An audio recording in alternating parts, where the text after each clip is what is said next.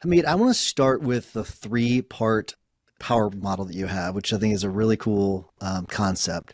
What was the core problem you were actually trying to solve for law firm owners at the time with that?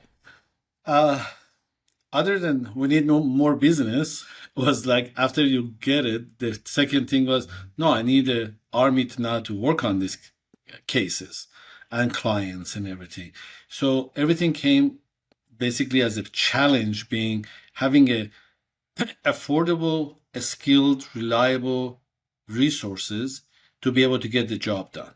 So I ended up, when I was doing the consulting part, is like stop everything, let's go hire some people. So when we get this thing done, we can get it worked out. So, and the staffing has been terrible. We're in Southern California. It's been very hard to find qualified, affordable, reliable legal staff to work in the firms. And then it spread all over the place. From New York to LA is the same challenge. So because of that, I started saying, look, uh, what does everybody else does in other industries? And I found out that they're doing global staffing. And I said, why not? Let's try this. But um, it wasn't successful because they were doing like salespeople or support people, but not higher skilled staff. So we started a legal soft by identifying and training global staff to be able to be placed within the law firms in the industry. It was hell because people were just saying like, I don't even trust the guy sitting in front of me handling my CRM and my client information, the medical record, the HIPAA stuff. Well, no way. So some random person in this other country, I don't even know where it is, handling it. So it was a big challenge trying to get them to do this.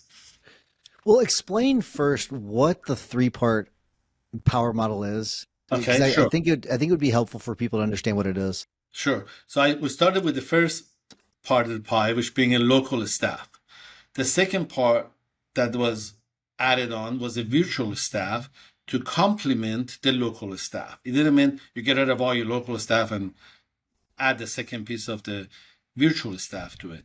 And now with the evolution of the AI, now the one third needs to be AI, one third virtual, one third in house. So God knows this pie from three parts how is going to go to four pieces, but for now it's like a three piece local, virtual, AI. When you first started, did you ever think that AI would be part of the pie? Not this fast. I did because I come from 20 plus, 25 years of tech. I worked and lived in Silicon Valley for 20 plus years. So I knew that the data and technology and automation is going to make a huge impact. But I would have never guessed it goes this fast. The last two transitions I was personally involved with was like the dot com era. When all the dot com came and said, we're all going to shop online. I said, no way in hell we're going to do that. And now we do. So it's the same thing. It just this implementation of the AI is going like probably 100x faster than anybody expected. You know, I remember in high school, so like late '90s, early 2000s. I graduated in 2001. I remember a best friend of mine. He was always talking about AI back then, and it was from like the X Files. I remember him. He Right. loved the X Files, and he talked about AI. And to me, it was like this urban legend that was, or it was like believe it in ghosts or believe it in aliens or something like that. Where I was like, yeah, right. That's never going to be a thing. And then I'd say. I don't know, 2020, Kashif Ahmed, he's our CTO. He and I started to talk about AI. And Right. then we started to work with a big four accounting firm to develop, because they were already starting to develop AI. And then 2022 comes along and boom, everyone gets caught up. It was one of those things for me, it was kind of frustrating because I thought we were so far ahead of the game. But I wonder for you, when did you realize, okay, this is happening faster than we thought it was going to be? Exactly. But 2.5 years ago, I created a company called lawpractice.ai. So basically 100% AI for law and development, integration, all that stuff. So when I started explaining it to the people said, oh, so you're creating another CRM. I'm like, no, no, no. And I said, no, so you're using ChatGPT. No, no, no. So even just explaining it was like, never mind. Just wait until I have it, I show you, because explaining it is I'm gonna lose you explaining it.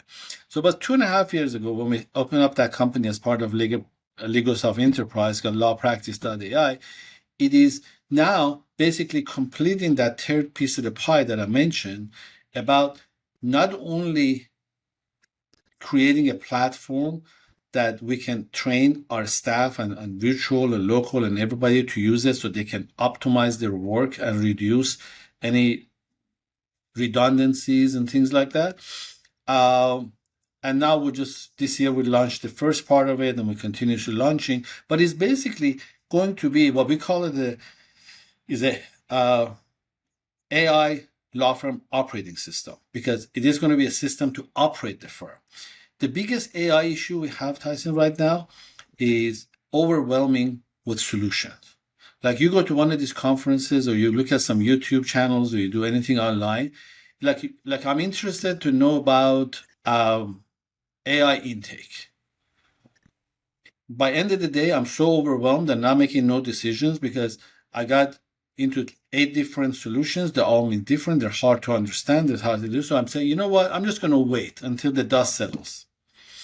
So because of that, I noticed that we want to make it one single platform. So it's an entire law firm AI platform. Everything that they need is in one place, one platform. Just like your CRM is. Imagine these guys between Filevine, Clio, Lidify, all these other people. If they tell you, oh, I only handle your pre-litigation cases.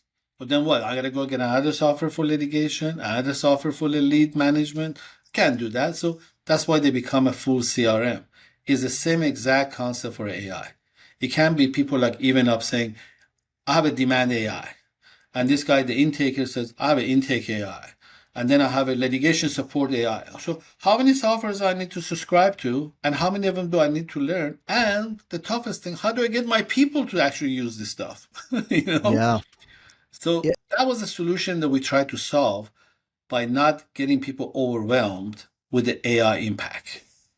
You are so right. So I've got a Wednesday live show that I do inside the guild, and it's something that for a while, every time I would report on something new when it comes to AI, I would also try to test it out.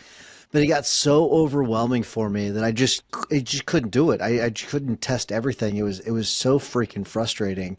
And there are so many things, although I do feel like lately things have slowed down a little bit when it comes to AI. It's not as rapid fire as it No, was I about a think you year are ago. slowed down looking for them because Yeah. you get tired, so you're not as interested. You're not the greatest target audience anymore because you're not hungry. You got enough. Yeah. So Well, we're so engrossed in it. I don't know if I've had enough because we're doing new things with it. We're just not using so many tools. That's the key. But you touched on something that I find pretty interesting because I ever since I became a lawyer, right? So 2010 is when I became a lawyer, and I remember being so frustrated with why isn't there a one software that does everything, right? And for some reason in the legal space, and I don't know if it's like this in every industry, but you got to have 40 different softwares to do anything, and that just seems insane to me. So I guess for you, has that always been a frustrating thing for you that there's it always 20 different is. softwares? Yeah. In all industries it is. That's why people, by the way, like Salesforce or HubSpot are successful and they grow crazy is because they eliminate one of the first things that they do, they eliminate 100 different Google Sheets and Excel sheets and a tracking sheets and 18 software on the side of it. So when you're buying one of these software and the solution, you end up replacing a bunch of other things that you shouldn't have to use, pay for, and they're not connected either. So I cannot do part of my business work in this here and then over here, and then they're not connected. And how am I going to move the data? Is just, and how am I ever going to do any analytics if I don't have all the data connected into a relational system? I'm very curious if you have. I kind of want to get into your brain a little bit because I wonder when you're designing these new platforms because I mean you've done a lot in the tech industry, but in the legal tech especially. So when you're developing a new product, what is your process for making sure that you're creating something that is all encompassing, I guess, for that attacks the problem that you're trying to attack? Is one of the first things we learned in the tech industry. I was there when they invented the laptop. But seriously, I work at a company who had a patent on the flip top of and nobody could ever get away with not paying loyalty to flip the laptop. It's called Grid System. It's in San Incredible. Francisco Museum of Tech Art. Um, the thing is that what you learn in the Silicon Valley makes it very unique place is that everything starts with a problem statement. What's the problem? So you go around, for example, just thinking, what are the problems for businesses, for organizations, for communities? You start with the problem statement. Then you identify a solution to that problem that is doable, not imaginary. And then you're sizing out the market and adaptability of that solution into the market. There's no point of, finding a solution to little tiny market that it takes 10 years to implement. It's like, no, I'm not interested. So market sizing, market implementation, adaptability to the solution that you identify to the problem that you picked. You pick a problem, you find a solution. Interesting. Have you ever actually tell me? I know this has had to have happened before, where you come up, there's an issue that you keep seeing in, maybe the legal industry, maybe it's another industry, and you think, oh, I know that tech can solve this problem. Has there been a time where you've encountered a problem that you thought tech could solve it, and actually tech made it more complicated or made it worse? Sometimes it feels like it made it complicated and worse, but it really isn't because one, either didn't get implemented properly, is not being used properly, or you had a wrong expectation from it. Those are the three causes that creates a disappointment that didn't solve the problem. Okay, tell me more about that, 'cause I think that it's an important lesson for people. It's like all this gadget software or hardware that comes out to the market and they never make it through is a good example. Every one of us have bought a service or a product or a device that we thought is going to fix the problem, but either didn't fix the problem or the problem wasn't really a problem. It was imaginary problem. Uh, it's like, but somebody naturally lazy, I can't fix it. Doesn't matter what kind of a thing I do, is naturally that way.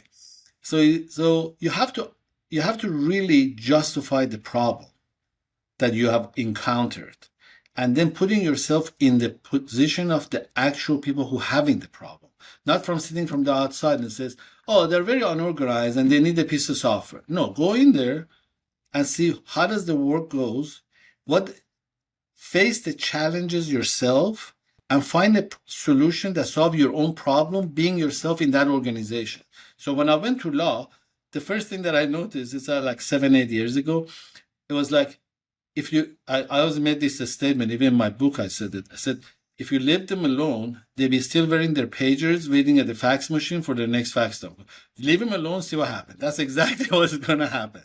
So that basically means adaptability for this crowd is difficult because you guys go to law school, you get taught from constitutional law to everything else. It's just like books, laws, case studies, case law, and all of that. They don't teach lawyers anything in a way. I have one lawyer in my house, my son. My other one is getting lawyer next year. So I grew up in house too now. It's like they don't show them anything about technology, business, finance, marketing, innovations, acquisitions, nothing. So it's a You're problem you're statement itself. you're so right. I had this conversation today. Actually, I was having this exact same conversation where I feel like inside the maximum lawyer community, it's very common for people to know what AI is and how they're implementing it. But you step outside of our little atmosphere, and you've got lawyers that are practicing and like have very little idea what you can do with AI. It is quite mind-boggling how many people are just letting AI is going to bulldoze them. because they don't know what's going on. It is Definitely. such a fascinating thing to me. 65% of all transactional law firms going to go away. Wow. So All you think it's transactions. that high? I guarantee it is going to go away. Wow. Let me tell you what happens here. And the transactional law to me is estate planning, bankruptcy, uh, family law with no contested divorces, corporate formations, um, essentially everything transactional. Immigration for sure, uh, because there is no lawyering being done. Is it creating a process, creating an application, filling out a bunch of forms, providing a whole bunch of documents, summarizing the documents, analyzing it, and predicting what's going to happen next, and submitting it somewhere to court, to IRS, to whatever for family law, is all going to be done with AI. So, I mean, what does it do? What does the immigration firm today? In fact, we developed a immigration thing called usimmigration.ai that wipes out the entire staffing requirement of the immigration law for 18 different visa types. No receptionist, no intake, no case manager, no paralegal at all. All done within the AI. And it's getting released like in 30 days. So that's one element. The second element is all the big boys in tech, the Amazons and the Googles and so forth, they're all getting into law right now via Hmm. the ABS program. I don't know if you know about that. Oh yeah, Okay. I that's have definitely one. been on our radar for a while. Yeah. Yeah, I've been an owner of a law firm since 4 years ago. I was the first one in California who got licensed in Arizona to have a law firm as a non-attorney. Just for the heck of it. I wasn't doing anything with it. I wasn't Yeah. practicing anything. But I just got tired of people telling me, well, you're not even a lawyer. Or you never owned a law firm. Whatever. That was just to prove a point. But Okay. So I really want to stay on the subject because I think you probably have caught the attention of several attorneys right now listening to this. The immigration types, I think that the immigration attorneys might give you a little bit of pushback that there's more lawyering whenever it comes to interviews and things like that and no, 3%. deportations. Yeah. 3% of the cases needs lawyering. Yeah. 97% is non-lawyering. And then the transactional lawyers, I have been asking them casually because what I don't want to do, I don't want to be sound alarmist, but what I do, I've said that there's going to be a shrinking. That's been my prediction. There's definitely going to be a shrinking over the next 10 years, and it's going to be bigger than what people think.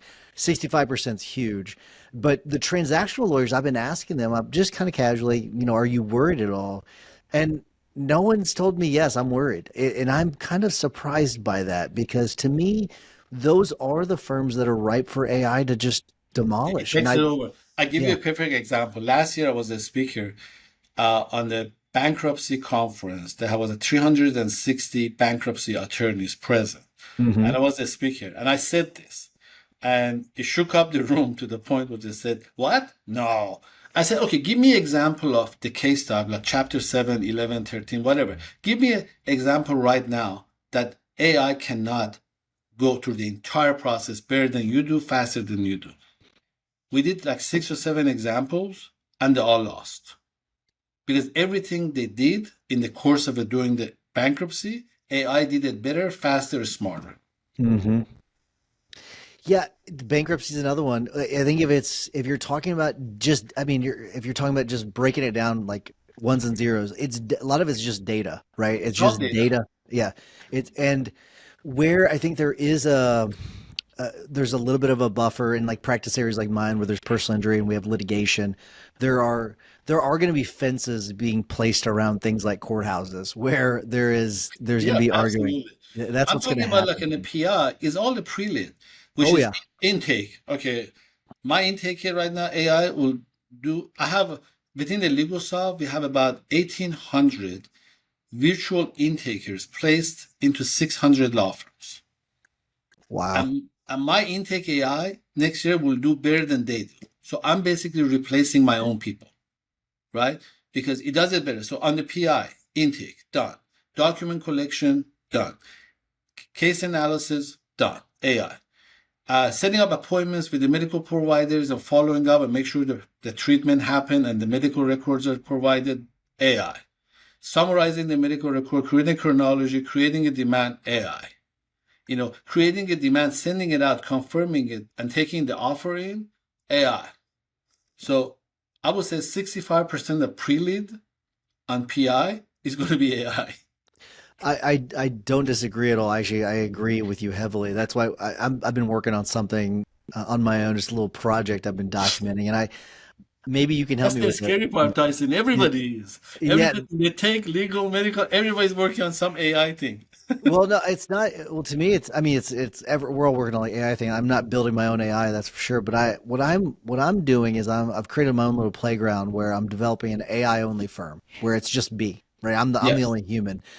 And I wonder if you were to start from scratch, like let's say you and I were going to build this thing out. I do wonder what sort of framework you would build it on. What I mean by that is if I were just going to kind of pencil this out and like what I guess how would you attack it? Where would you start Sure. first?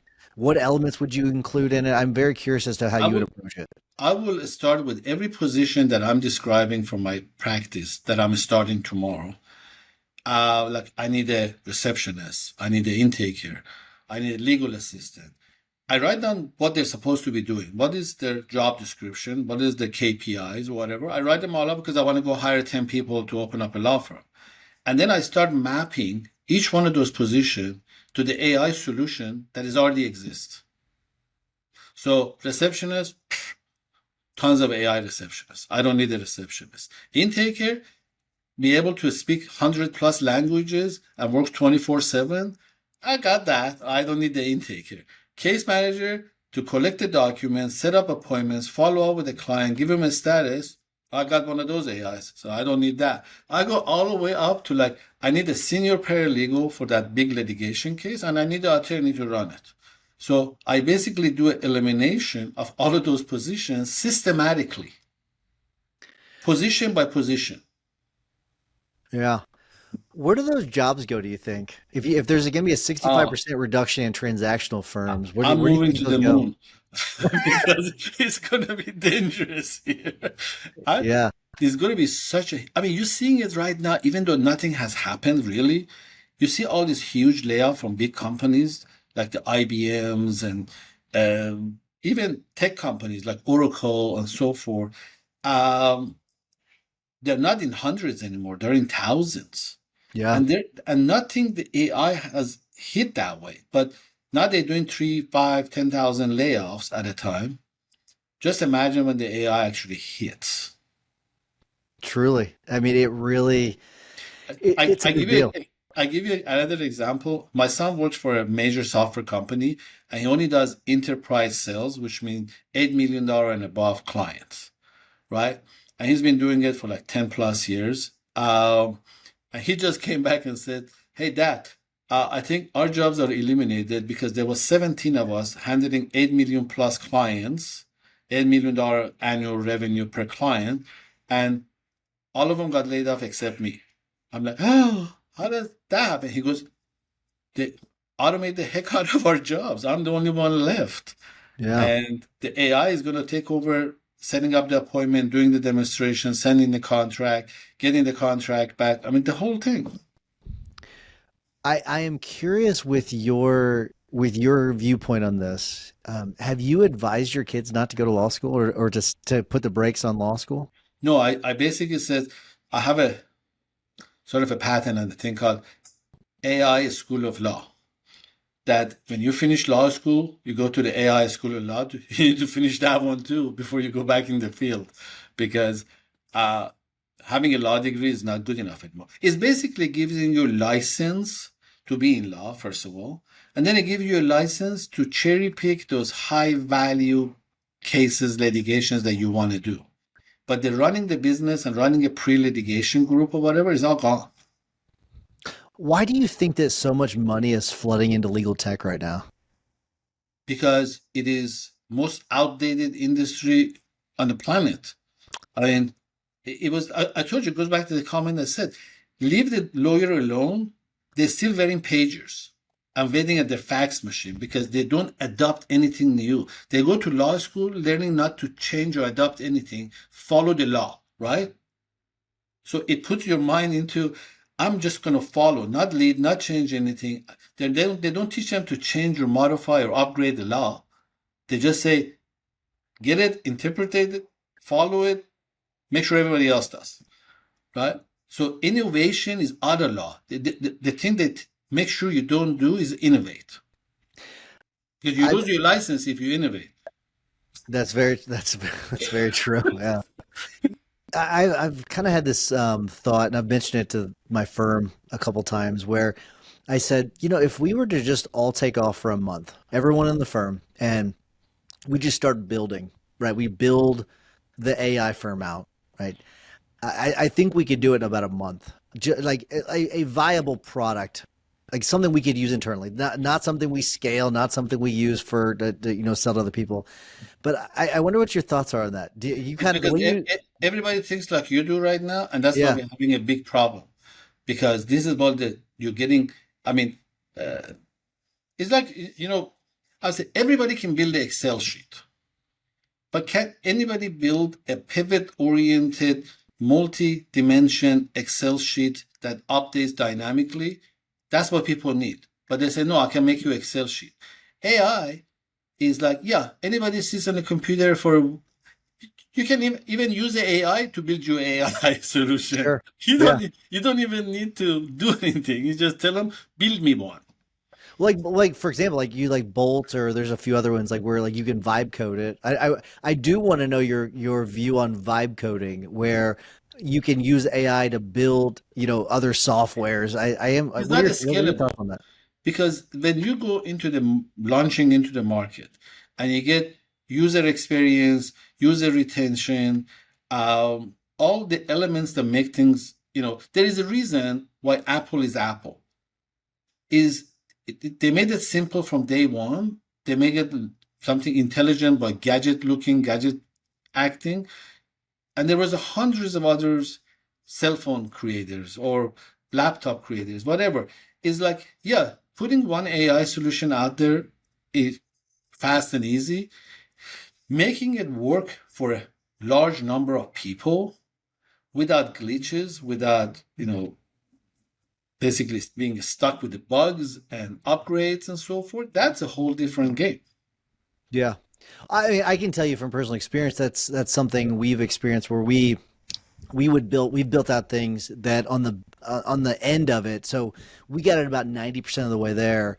And then the last 10% had to be done by humans because of all the glitches. And there were certain things we just couldn't. I mean, I'm not a coder, so I don't know these things. But using the humans for the last 10%, it did a really, I mean, they did a really great job for us. But the vibe Did you coding did make an it for amazing job. yourself or peers? No, we made it for Pierce. What this is something we built. We built out Becca's List, which is it's a vendor ratings website Oh, where, okay. yeah, so people can go in and they can rate LegalSoft or any a bunch of other softwares, and that was something we started with vibe coding, and then so everyone's got a login. They've got a you log in with Nice. LinkedIn, and then vendors can then sign up to get additional features and all that. And Sure. so it's not a super simple. What made it complicated was actually the vendors. If it was just yeah, if it was just the users, that was easy. It was easier. But then once you added in the additional type of login for a vendor, it made it way more complicated. And Right. the vibe code. So we did it on Bolt, and that actually it really struggled with that. But that's where the humans had to come in and fix it, and it took them quite a while to actually fix, or not fix, but actually build up what we needed. But I would say it probably saved us tens of thousands of dollars, if not more, getting it up to that point. Of course. Look, is about the scaling. When you build something that is targeted for the 100 people or 1,000 people or tens of thousand people, the requirements changes, and the pass or no pass becomes a lot more critical. That I get a pass on this or I don't get a pass on this because it's a lot more complicated now, and it's a lot more mission critical. When you're building tools that is mission critical, like demand writing for PI firm or try to do Yeah. demand writing for employment firm. That's why even up nobody else has done it because it's like, are you crazy? How do I have experience employment attorneys with 7 years of experience, they still can't write the right demand for an employment case, right? PI is easy. You hit me, I had injuries, this is pain and suffering, pay me. Employment is not like that. So when you're making it for those kind of environments, the target audience determines the complexity and the time and the cost of doing a solution. The more complex, the longer it takes, the more expensive it is. Very true. So something that's been a cool little thing for us is we used to use Infusionsoft, which is now Keep, years ago, and what the thing we like to do now, it's kind of a concept that they had like a sandbox where you could play around with, and you didn't deploy it, or once you deployed it, it would go into your account, but you could kind of create this sandbox to play around with. And Right, one of the things I did is I built out a case management system with no intention of actually deploying it. But what we're able to do with it is that we have our own case management system, and we play around. We use the one that I built out to play around in as it's kind of like our sandbox, and then we use it to test out different features. If we like those features, we then will deploy them into our environment, which I think it's a fun way of using it without actually trying to fully deploy it inside of Bolt. right. But imagine even yourself and your firm, the way things are going, the way you're even developing some stuff, using some stuff, customizing some stuff. A year down the road, when you have a sandbag of all of this stuff in it, and then now you're trying to get five of your employees to use them properly. Well, and that's where we are. That's why we have our sandboxes separate. We deploy it. Here's how we do it, and this is I think why it works. We take the features that we like, and then we'll deploy those to the entire firm one at a time, where they test those things out. So by the time that it gets to them, we've already tested it out on the in the I sandbox. know. Then they can that part. That's why it works, is because it's But not it's not like we're like deploying all these different little bells and sure. whistles all at one time. Yeah, in the tech industry, we call it alpha testing. So you're doing alpha testing after you release it, and then you do beta testing, which you're giving it to a bunch of other selected group of people to test it before Right. you do production release. But getting back on this AI initiatives with the legal is going to be practice type by practice type implementation. Always PI is the top of the number because it has the highest number of, you know, cases, money, investments, open mind about growth and business. And then basically the next contingency practice is like employment, and then maybe workers' comp, then maybe a little bit of a mass tort. It'd be a bit before it gets into. I have a friend who works for a big law employment defense, and they have some major clients, and they just got notification from clients that if you're using AI for any of these segments, like creating a demand motion, the discovery summary and so forth, we're not paying your hourly bill. Yep. That's so, that. so, Yes. so that was like a 30% cut on the revenue immediately because, this Fortune 500 company was my client who says, look, if you're using AI, I'm not going to pay you whatever $1,200 an hour fee because you just use AI for it. And I There, know, there, there are courts creating. There are actually court rules that have been released already across the country where, if you use AI to create even part of your pleading, you have to disclose the fact that you used yeah, AI to right. create all or part of your pleading, which is really interesting. What are your thoughts on that? Look, they're trying to protect a few different things. One is like what I talked about is this billable hour thing. If you bill me for 10 hours at $2,000 an hour rate, and you use 15 minutes of the AI to generate everything, somebody should protect me as a client of the firm. The second is that the protecting the client from the fully AI generated outcomes that is not audited, no regulation, no auditing, no nothing, and I just submit it to the court or whatever, and it blows up, and you're like, oops. I mean, so there needs to be regulation and protections and stuff around the AI, and I think we haven't seen much at all. Just like ChatGPT changing that they cannot do medical advice, legal advice, financial advice, there's going to be a lot more of that to come. That is going to limit their advisement. Yeah, I do agree with that. I think it's an interesting thing that's happening, and no one really knows what's going to happen. But I've got a question related to that for you because you were one of the earliest champions of virtual staffing in the legal space, Right. and you clearly saw something that other people didn't see at the time. And I wonder, is there something on your radar right now that you're seeing that you're like, oh, that's going to be a thing? Is there something that you're seeing right now that no one else is seeing? I like to think so. That's why it keeps our momentum going. We're, like you said, we're the largest provider in that segment, and there is a reason because we have a 96% retention on the virtual staff that we place in the firms. Yeah. It is about 28% higher than your local staff. So we keep Wow. them longer than you can in your own office. Well, okay, so I'm not gonna let you off the hook with that. Let me rephrase my question. What are you seeing now that other people aren't seeing when it comes to tech or anything at this point? Because I want to I want to get your prediction on the record. Is it is that the law firms, for most part, going to be running 80% of the operation with AI? It started from marketing all the way to settlement. So not just the legal process, the financials and the marketing and the client generation. Like when I was doing the consulting, no single attorney was able to answer half of my questions. Like, what's your cost of client acquisition? What's your total cost on the case, and how much is your net profit per case in a different category, like pre-lit, lit, whatever? Nobody has any answers. They all just like they have good days when they get a big check, they have bad days when they get subbed out. I was like, okay, any answers to anything?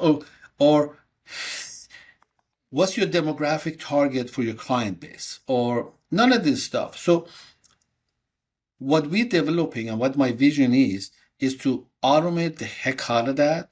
So I'm not asking no attorney, no managing attorney, any of those questions. I just ask my AI platform.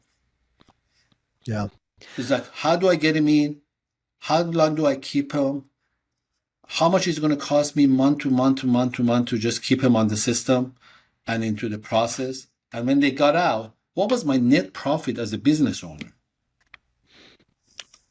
I was having a conversation a couple weeks ago with with someone that's in tech, and I was talking to them about how there we were talking about the contraction of the legal space and everything, and I asked him, I said, what individual roles in the firm would you be the most afraid of if you were one of those people? And he said the paralegal. Right away, he said paralegal. And I wonder what your thoughts are. Like, who's safer? Do you think a lawyer is safer in this environment or a paralegal? Lawyer, because it's licensed. It has that the advantage of a license. It's like an unlicensed driver and a licensed driver. Which car do you want to get into? You know. So Yeah. that's the first element. The second thing is that the paralegals who are titled paralegal correctly. A lot of people just throw that title around. It's paralegal, but it's not even a case manager. The Hmm. paralegal who can actually get prep for deposition, can do depo prep, mediation prep, do mediation summary, do a full discovery and analysis, that's a paralegal. So between the whole scheme of things, yes, paralegal is probably the safest. But they're only true paralegals, not make-believe paralegals. Yeah, that is an very interesting point because we have case managers is what we have. I would define a paralegal as something different. A paralegal is something different where they actually can prepare the depot outlines and they can prepare the all of the exhibits and all that. So, are you saying that if like that the true paralegals are safer than say the case manager The types? true paralegals who are completely AI enabled, yes. Interesting. What Not, about not alone. If they're not AI enabled, that they use AI at least 40% of their work, then they're not safe either. Because that means they're not a paralegal. do you think we're going to start to see more one person or one lawyer law firms popping up where they hire a team of paralegals, like true paralegals then? It doesn't start with the paralegal. Paralegal comes way down the line. You have to do your marketing. You have to get your clients. You need to put them through the process. You need a case manager. You need a legal assistant. You need all of that before it gets to the paralegal. Paralegal is really just for true litigation, trial-focused litigation, which if you start up your firm today, 2.5 years from now, you're going to need a paralegal. Wow. That is quite the prediction. Would you start, let's say you were starting a law firm today, completely AI. Would you start with the marketing or would you start with the legal operation side of things? Marketing. Yeah, I'm with 100%. you on that. We're actually doing this with like 5 new law firms that is completely AI. We intend not to hire anybody, you know, and it starts with marketing. Okay, you know what we do? Just a little secret on that. Even when I'm starting a law firm tomorrow and I'm starting with the marketing, I get the cases. I don't even want to work on the cases right now. I'm going to start referring them out and get my 30-40% referral fees, right? Which is Yeah. more than most firms make on the net profit, by the Yes. way. Yeah. So I work with the two firms that we generate over 500 clients a month, retain clients a month, and we don't practice nothing. Okay. And our staff are only marketing staff, but we're a law firm. So what happens is that I generate a whole bunch of cases, so I get a feel of it about what's the market like, what's the client base like, what's the cost of client acquisition, what's the potential, and I refer them out to the bunch of firms who have tons of people that will missing cases. So I give it to them. Once this ball is rolling and I get the gist of it, then I start maybe hiring an intake person and a case manager or AI or something like that. I don't go hire up a whole bunch of people and then go try and make it work. I start by referring out. Do you think it's going to be easier for firms to make more money in the future, or do you think it's going to be more complicated because there's going to be more competition because of the AI?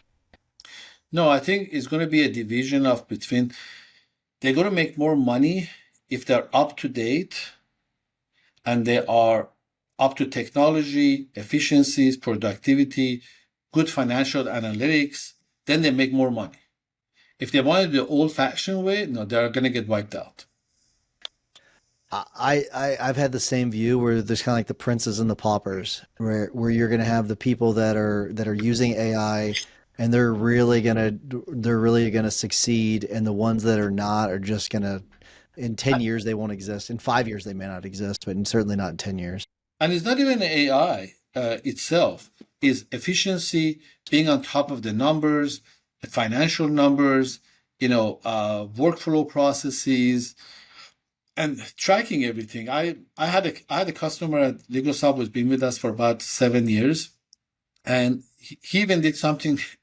I I have a lot of guts about this stuff. I didn't want to give a guts. He had an office close to LA that he built up for past 6 years that had 9 bilingual PI case managers, and under each one of those there was a two virtual staff helping them, handling about 500 PI cases. And he came in 2 weeks ago and says, I'm shutting down the office, which everybody wishes they could have or buy it Mm, or take it over, because who in LA finds 9 PI case managers experienced bilingual? I mean, yeah. like, come on, you're in field, you know how that is.